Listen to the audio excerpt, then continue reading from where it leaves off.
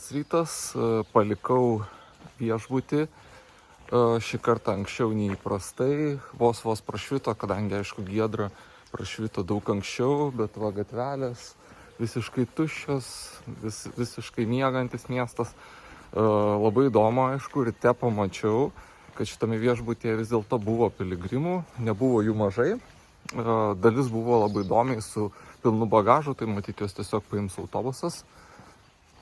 Va, o šiaip tiesiog jų čia buvo ir tų, kurie ir te išžygiavo, reiškia, kažkiek žmonių atsirado, kurie nukirto kampą. Va, o dabar planas yra tiesiog labai greitai įveikti likusį atstumą, tiek greitai, kiek įmanoma 22 km nueiti. Va, tada susirasti autobusą ir sugrįžti iki automobilio.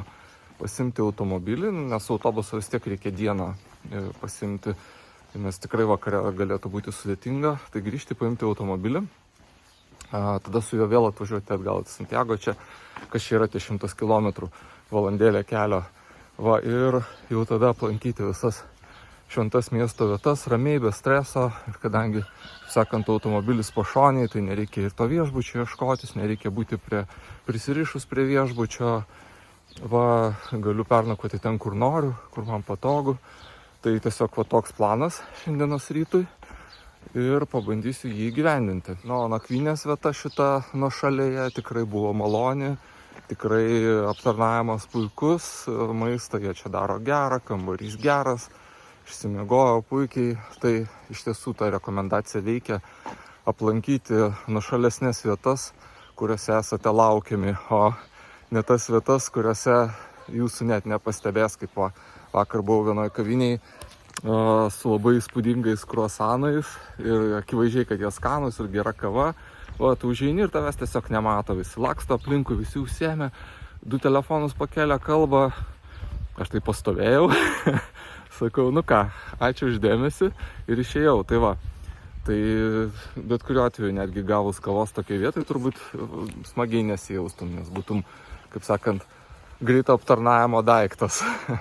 Tai va, tai gražaus ryto ir iki. Na va, koks grafitis piligriminis praktiškai, va, kriauklelė, tada stovintis piligrimas ant kalno, dar viena kriauklelė.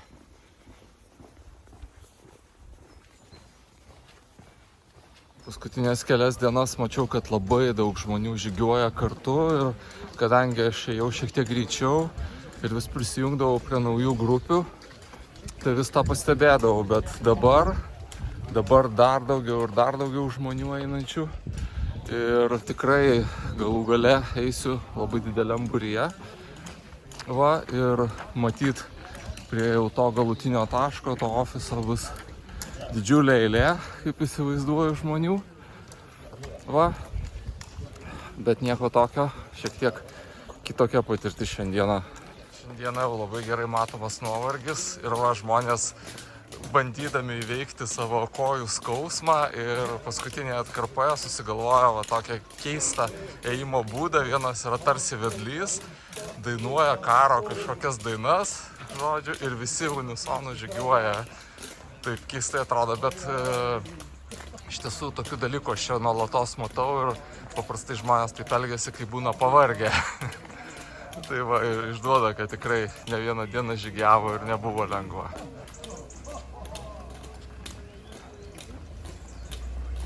Ir žinoma, toks karinis nusiteikimas, va taip žygiuojantis ilgai netrunka, nes kai esi pavargęs, labai jėgos greitai išsenka tas ir likutis.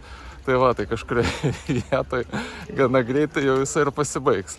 Tai va, bet tą akimirką jiems smagu, visi aplinkui juokiasi, čia net iš šono žmonių prisijungia iš paskos, taip pažygiuoti kelis metrus. Tai va.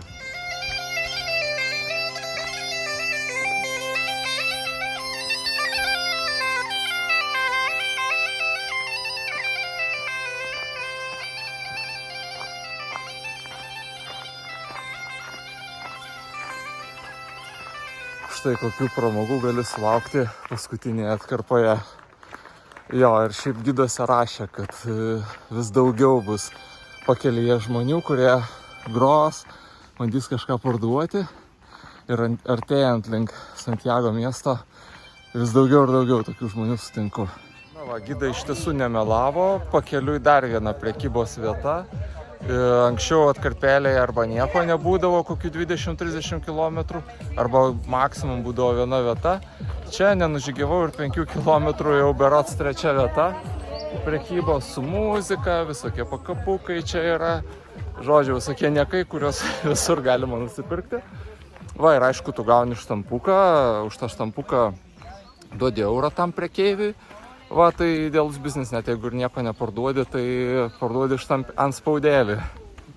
Žygiuoju štai pro tokią vietą, va, ir spygliuota tvora, kelias, bet jau žemėlapyje mačiau, kad čia yra Santiago de Compostelos miesto oro uostas.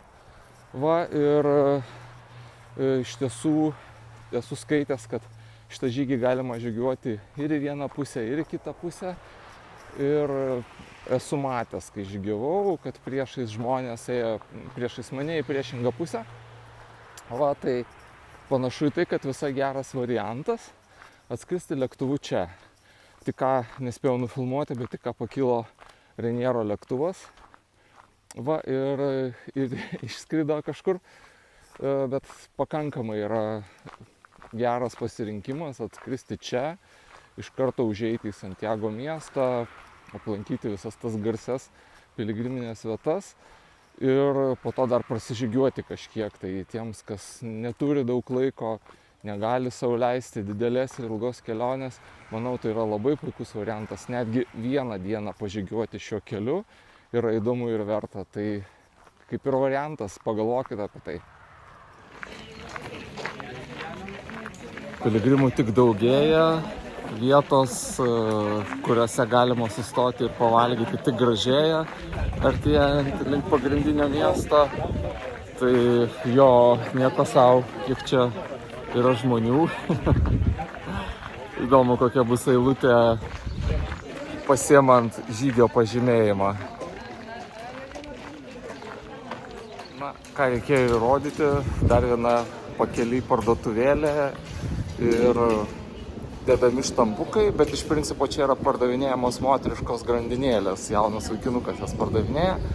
Va, tai verta paskaityti gidus, gal nelabai verta skirti daug laiko, nes iš tiesų šitoje kelionėje yra keletas gerų apsų, kuriuose viskas surašyta, bet realybėje taip, sužinai tokių labai gal įdomių, pikantiškų dalykėlių. Tai va, tai čia tų grandinėlių tikrai jau galiu bent 5 galėjau nusipirkti.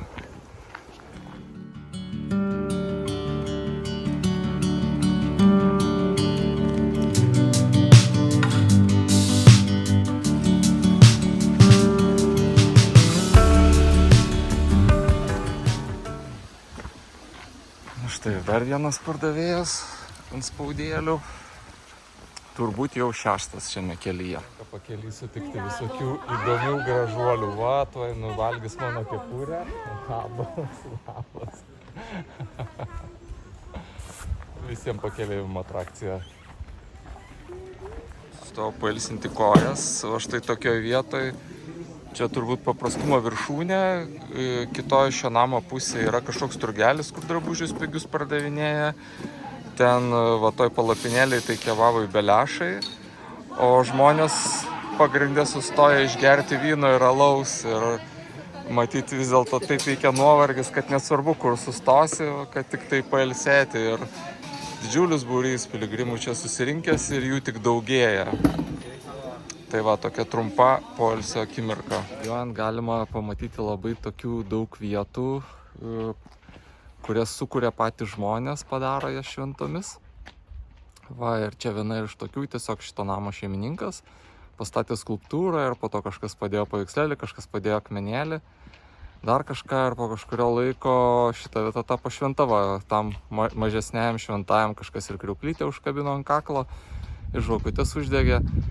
Tai iš tiesų šitas kelias, jisai taip ir tampa vis įdomesnis, atsiranda jame vis daugiau vietų, patys žmonės žygiuodami jas ir sukuria.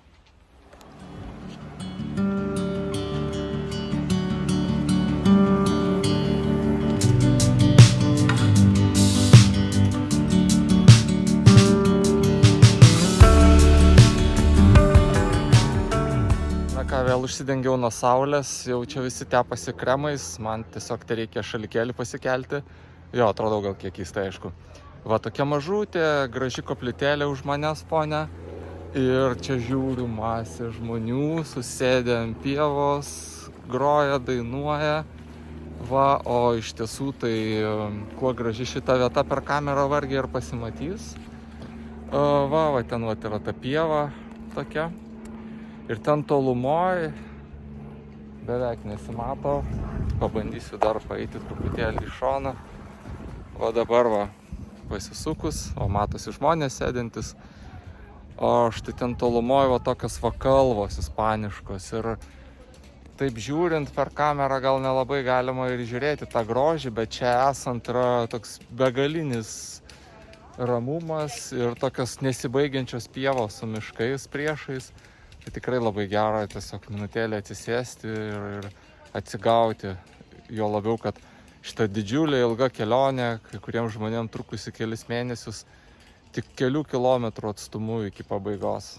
Sezono piko metu čia labai trūksta nakvynės vietų ir čia visiškai netoliese nuo Santiago miesto, visiškai šalia. Ir staiga netikėtai pamačiau va tokį kiekį, nežinau kaip pavadinti, bet čia yra tos nakvynės vietos su daugybė lovų, nežinau, čia 1000 turbūt žmonių sutelpa į šitą vietą. Ir jo, specialiai dar pasitikrinau žemėlapį, tikrai čia yra nakvynės vietos pažymėta. Va, o tiesa yra ir ta, kad jo, miesto savivaldybė labai susirūpinusi tokiais dideliais kiekiais žmonių antplūdžių sezono metu. Ir iš tiesų deda pastangas, kad tos nakvynės, tų vietų, nors ir pačių paprasčiausių, primityviausių būtų. Va, ir čia viskas atrodo tikrai labai šauniai. Žiūrėkite, netgi pietų vieta ties šitom nakvynės vietom turi savo alėją, kavinę didžiausią. Jo, čia turbūt turėtų būti labai įspūdinga sezono metu, kai tūkstančiai žmonių to pačiu tikslu keliaujantys čia susirenka, galima tarpusavy pabendrauti, praleisti laiką kartu.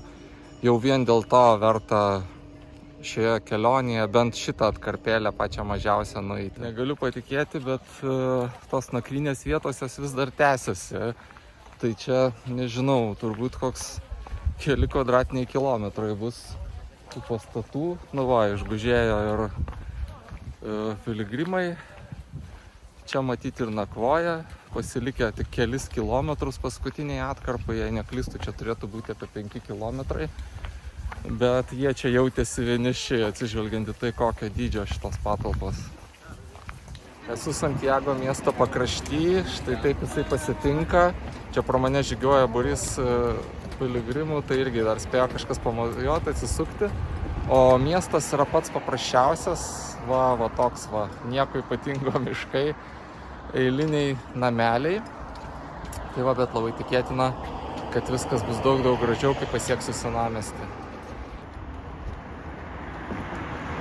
Parodyti, kad lentynose galite pamatyti Santiago pyragą. Jisai būtent lietuviškai tai jis vadintųsi Švento Jokūbo pyragas, kuris yra pagamintas iš maltų migdolų, kiaušinio, turbūt šiek tiek miltų ir viskas ir tiesiog iškepta. Tai teko pakeliui paragauti ir jo šilto, tai tikrai begalinio skonio, labai skanus. Tai va, matyt, reikės būtiniausiai parsivežti lauktuvių.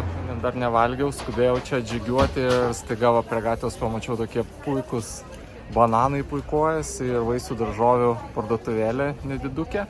Tai nutariau, kad labai geras dalykas būtų suvalgyti keletą va tokių va. Liko tik 1,5 kilometro iki mano viso šios kelionės tikslo ir va matosi, kaip gražėja miestas.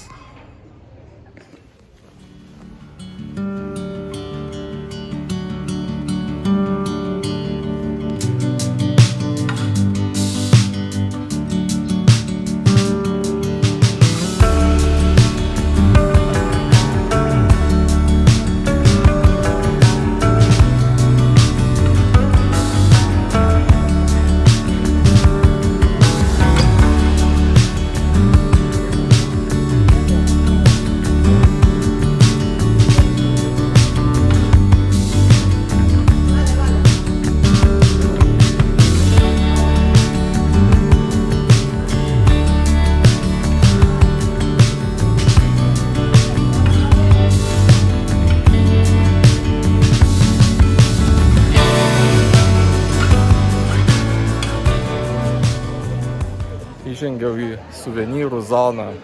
Ko nori, gali čia nusipirkti.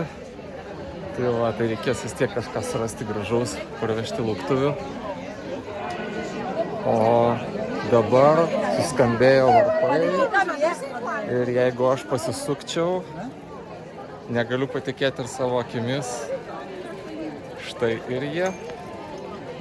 Negaliu patikėti, bet žiūrėkit, atėjau, važiavau 4 paras, nakvojau tamsiuose kelkraščiuose automobilyje, tada žygiavau savaitę, šiek tiek mažiau, nes greičiau žygiavau Ispanijos kaimais, uosčiau Ispanijos kvapus kaimo, va ir galiausiai žygiavau į šitą įspūdingą šventą miestą ir Švento Jokūbo katedrą tiesiai už manęs. O jeigu labai trumpai istorija apie šią katedrą, kaip jinai čia atsirado ir kodėl šitoje vietoje, tai iš tiesų Šventas Jokūbas buvo vienas iš Jėzaus apaštalų. Va, ir jis vadinosi vyresniuoju Jokūbu ir dalyvavo kai kuriuose labai svarbiuose nutikimuose Jėzaus gyvenime, va, o po to jisai tiesiog skleidė krikščionybę Ispanijoje, todėl yra Ispanijos šventasis. Va, ir be abejonės, aišku, jeigu tu turi savo nuomonę ir jinai kažkam trukdo, tai nėra problemos, kai nėra žmogaus, kai jam sukako 49 metai, karalius Herodas nukirto jam galvą, va, o jo pasekėjai, jie įdėjo kūną, kaip prašo, į akmeninį laivą. Ir tiesiog be įgulos paleido tą laivą į jūrą ir jisai buvo atneštas į Ispaniją. Va, o Ispanijoje rastas, palaidotas kažkur, tiksliau ne kažkur, o štai čia. Va, ir ilgą laiką buvo labai nežinoma, būtent čia, kur stovi katedra, jis yra palaidotas. Ir ilgą laiką buvo nežinoma, kur yra jo palaikai. Ir tada įvyko toks labai įspūdingas įvykis, kaip yra pasakojama, kad atsiskyrėlis pamatė danguje šviesas, skrendančias šviesas link miško, tarsi žvaigždžių spiečių, todėl šitas miestas ir vadinasi Santiago, tai Šventas Jokūbas, o de Compostela tai yra žvaigždynas. Va, ir ta žvaigždžių spiečių nuskrido ir sustojo ties mišku. Ir tas atsiskyrėlis nužygiavęs link to šviesos išgirdo balsus, kad va štai čia yra Švento Jokūbo palaikai. Tai va, ir toliau toj vietoj tiesiog ispanai labai gerbdami savo šitą šventąjį, kuris atnešė jiems krikščionybę, jie tiesiog pastatė šitokį įspūdingą katedrą, į kurią dabar tūkstantmečiai žmonės žygiuoja ir tai yra 3 pagal šventumo vieta krikščionims. 1 yra Jeruzalė, 2 yra Roma, va, o 3 yra būtent Santiago de Compostelos miestas ir ši katedra. Na kągi, su tos džiaugsmu žygiuoju pasiimti pažymėjimą, kad čia atkeliavau tiesiog šiaip prisiminimui, man jisai visiškai nereikalingas. Tada lėksiu į autobusą, važiuosiu į Sariją, pasiimsiu automobilį ir rytoj sugrįšiu vėl čia ir praleisiu šitose šventose vietose visą dieną. Toks yra planas. Na štai pasibaigė mano piligriminės kelionės dalis. Pasiėmiau pažymėjimą. Pamačiau katedrą, dabar dar trumpam ją užsuksiu, padėkoti už visą šią kelionę. Va, o rytoj atvažiuosiu čia visai dienai ir šiandien pagrindinis tikslas yra užbėgti į katedrą, susirasti autobusą, parvažiuoti iki automobilio, pasiimti savo mylimą automobilį, pernakvoti jame, aš jau taip to pasiilgau. Va, ir rytoj atvažiuoti čia. Autobusas po pusvalandžio, tai iš visų jėgų skubu, kad suspėti. Čia turbūt žygiuoju į kažkokią stotį. Va, ir nors atstumas tik 100 km, važiuos jisai 2,5 valandos. Va, tai pakankamai laiko praleisiu, ką praleidau kelyje 5 dienas. Tai tą patį laiką praleisiu 2,5 valandos autobuse.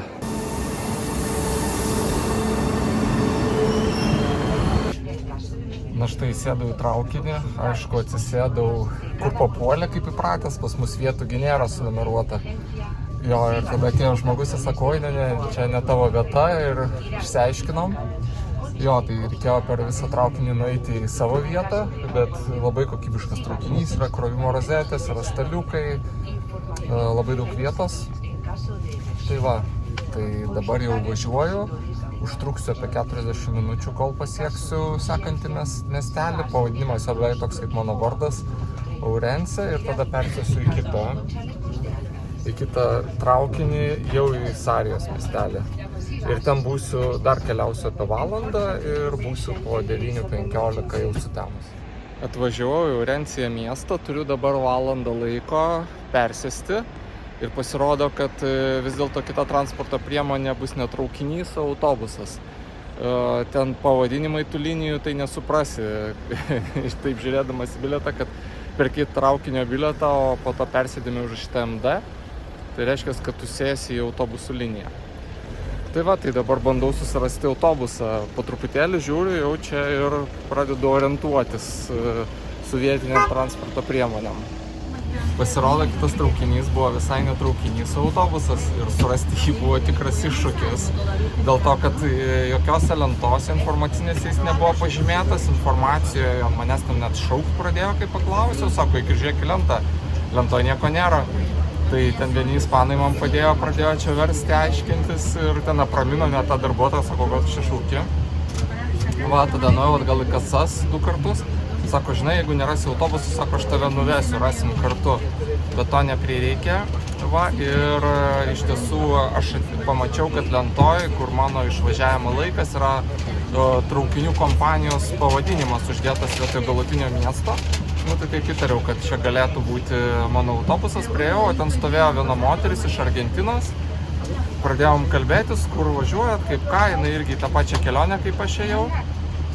Va, ir galiausiai aš jai išpasakojau viską apie kelionę, jinai man sakė, jo, vairuotojas sakė, čia šitas autobusas. Ir galų gale, kaip sužinojau iš tiesų, kad šitas autobusas, tai atėjo žmogus.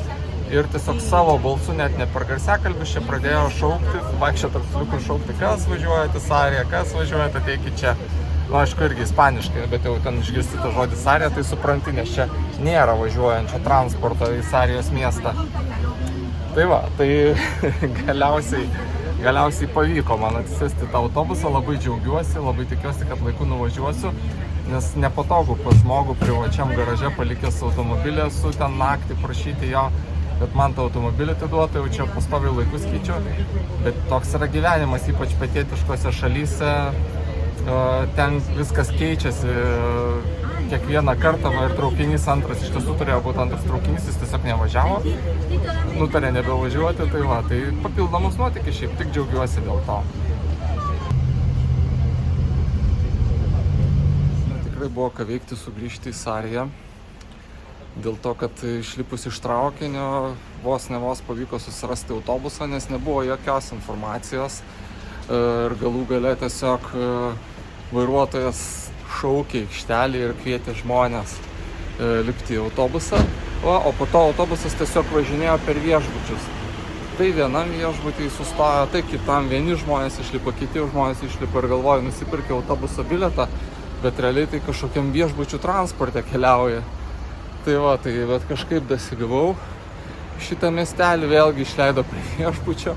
Tai va, su navigacija bandau dabar staigiai nulėkti iki aikštelės, nes jau temsta. Ir ten nelabai jauki vieta. Tai va, tai tikiuosi netrukus pasiekti savo automobilį.